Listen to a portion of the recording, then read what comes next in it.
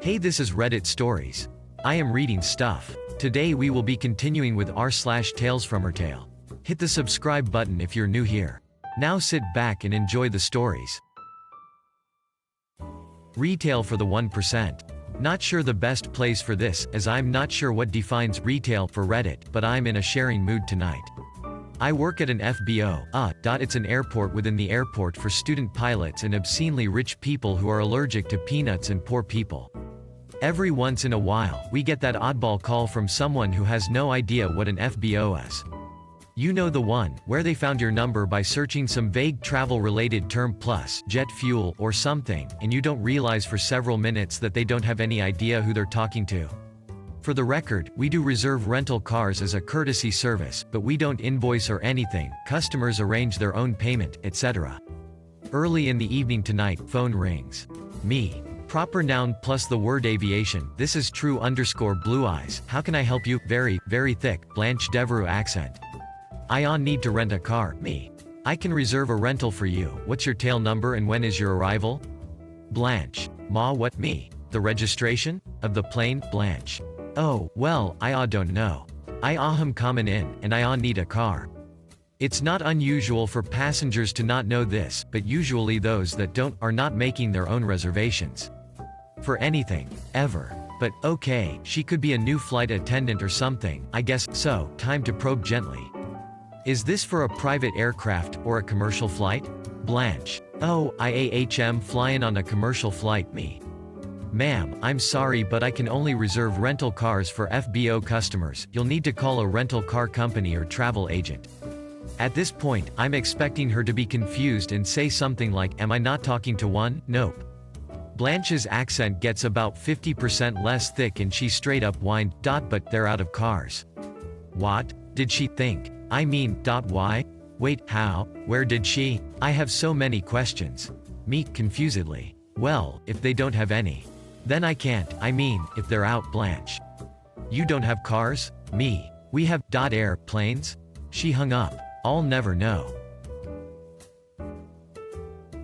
If you enjoyed this video so far, don't forget to like and subscribe to help us make more videos.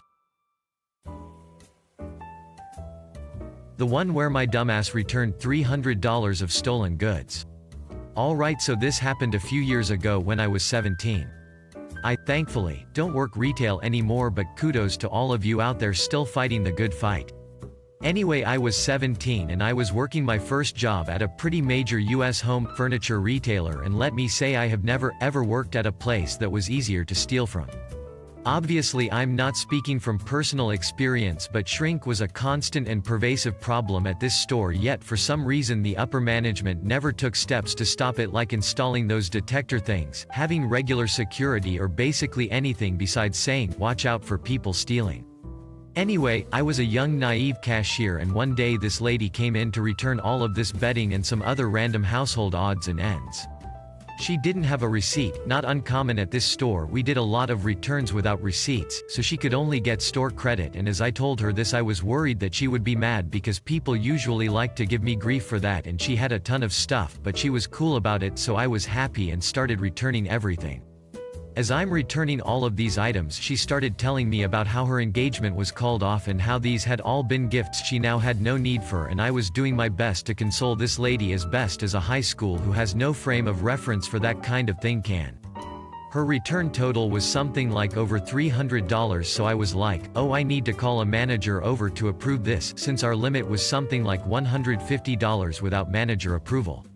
Then this lady starts to get nervous for reasons I can't figure out because she's about to get $300 in store credit.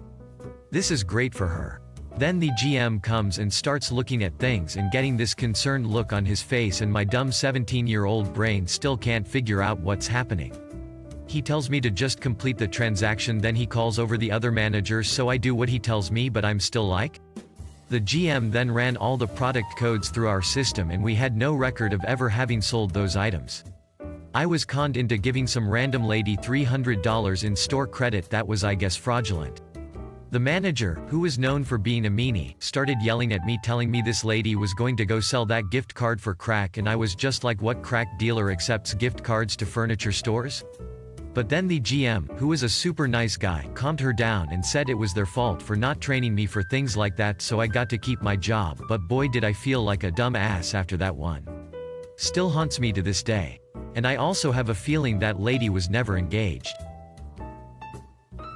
Hit the subscribe button for more daily Reddit content and press the bell icon to get notified when a new video is uploaded. Also, if you liked the video, give it a thumbs up, it really does help the channel. If you have any ideas, suggestions, let us know in the comment section. See you in the next one.